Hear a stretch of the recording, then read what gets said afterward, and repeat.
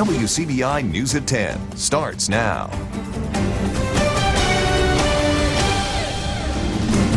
Thanks for joining us tonight. It was a rude awakening for some residents in central Mississippi this morning. A 2.8 earthquake shook Madison County, and it isn't the first time in recent years. In 2015, a 3.7 hit along the same fault line.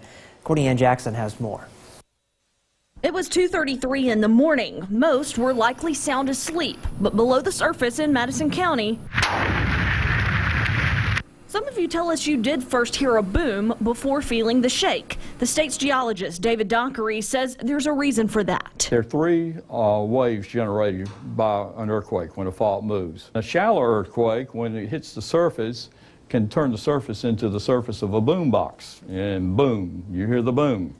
And then the ground shakes. And that kind of shallow fault is what MDEQ now knows is below the surface in Madison County. A search for answers after the 2015 earthquakes in the county led them to that discovery. We have had a confidentiality agreement where we could look at some seismic, 3D seismic, and we've been able to identify those faults where the 4 earthquakes occurred in 2015.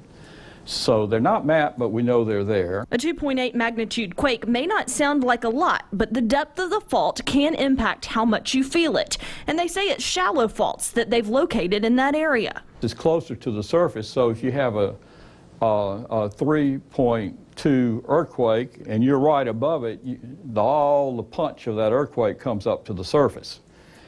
Deeper fault, it gets muffled on the way up. But now that they've seen the more detailed seismic information, they feel confident saying, we don't expect a large earthquake to happen on these faults. And so, since there was a series of 4 earlier, I would expect there might be some more this time. Courtney Ann Jackson, WCBI News. In other news tonight, we now know the name of a homicide victim in Monroe County.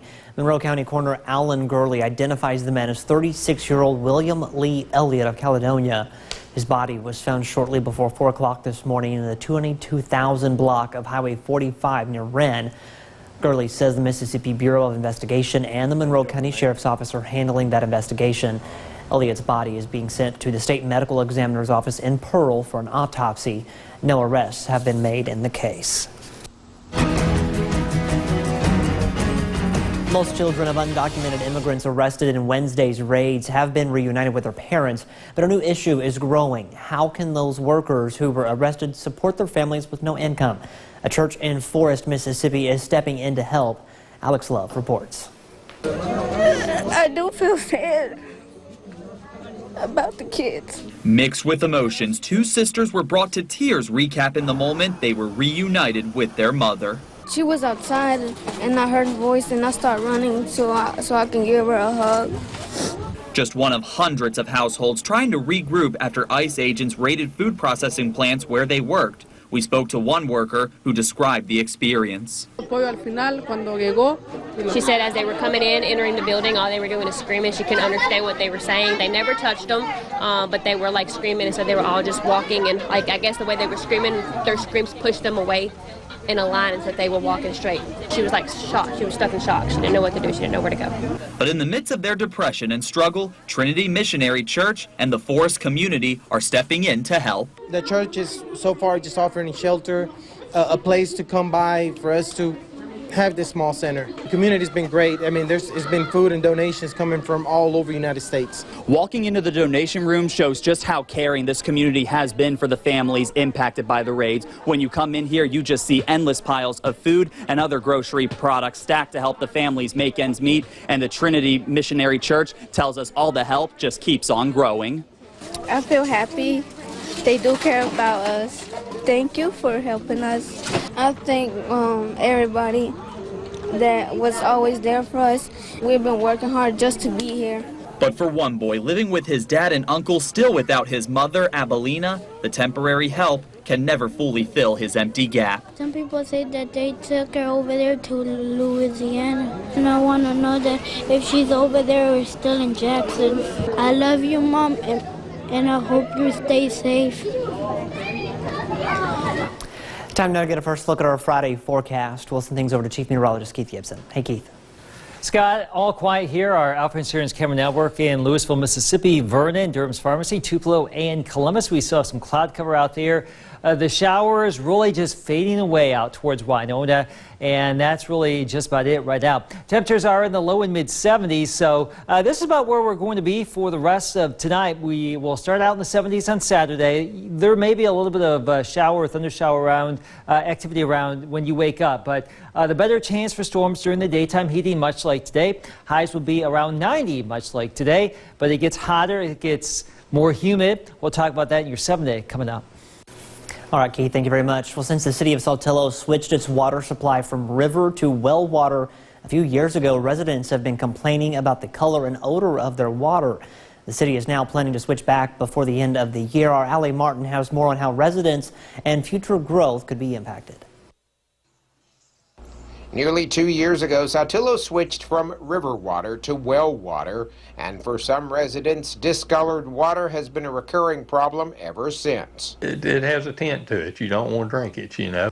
Earlier this week, the Saltillo Board of Aldermen approved the switch back to river or surface water and set a deadline for December 31st. In fact, Alderman Kopi Grantham says he will forfeit his salary if the deadline is not met, and he called on fellow aldermen to do the same.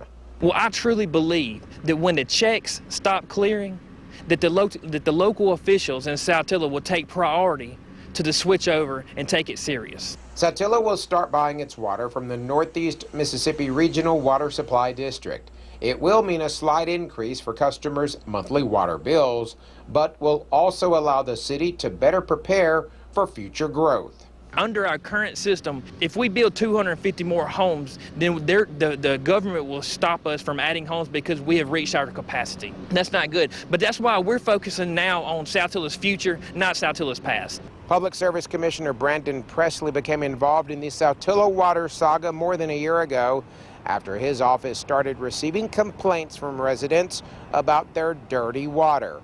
Presley ordered an outside independent management audit of the Saltillo Water Department.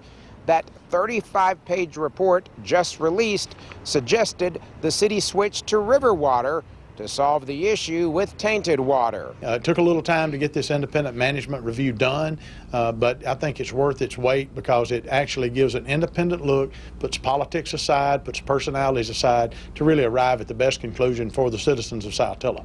Mayor Smith says he is relieved the issue is coming to a favorable conclusion. It has slowed us down on some other things, so hopefully getting this out of the way, we can move forward on some great ideas we have and get everybody fired up about Saltillo.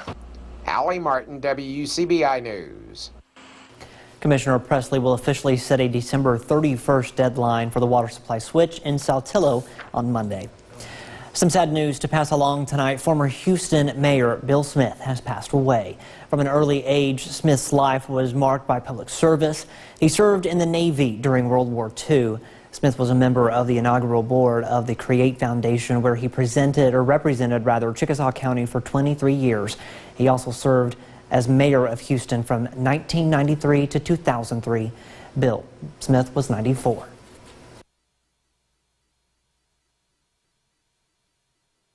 CBI First Alert AccuWeather Forecast with Chief Meteorologist Keith Gibson.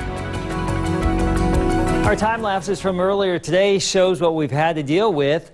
Clouds and showers and storms, heavy downpours. Some of you saw a lot of rain. Some of you didn't even see a drop of rain today. What little rain we have left out towards Duck Hill, Winona, Vaden, Montgomery County, Carroll County, it's fading away fast. But over the last 12 hours, anywhere from 0 to 2 to 3 inches of rain, depending on your location. And we're going to do this again tomorrow, scattered showers and storms. There's a big area of high pressure in Texas.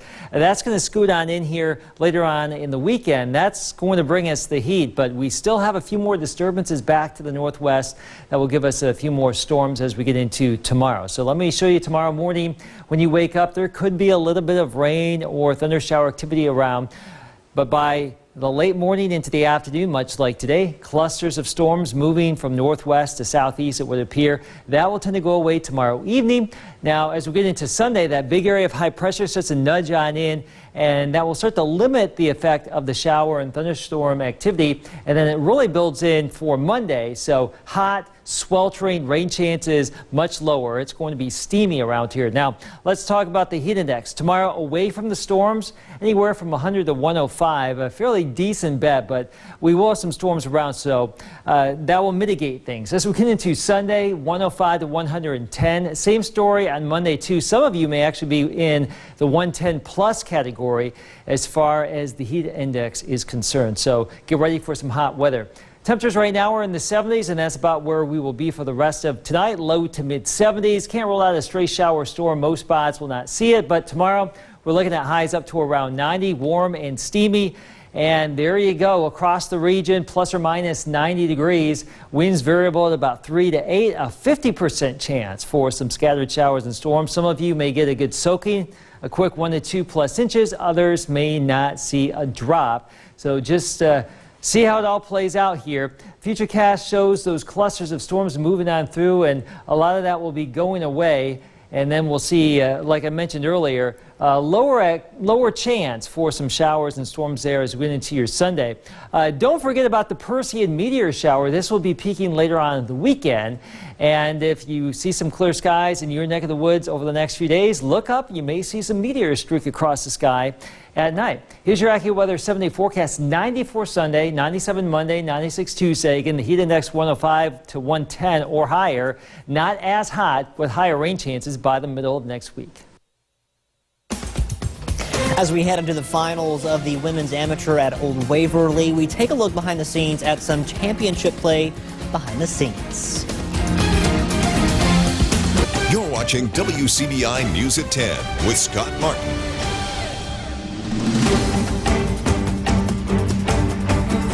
The U.S. Women's Amateur Golf Tournament is in full swing at the Old Waverly Golf Course. However, the athletes aren't the only ones putting in the work during the tournament.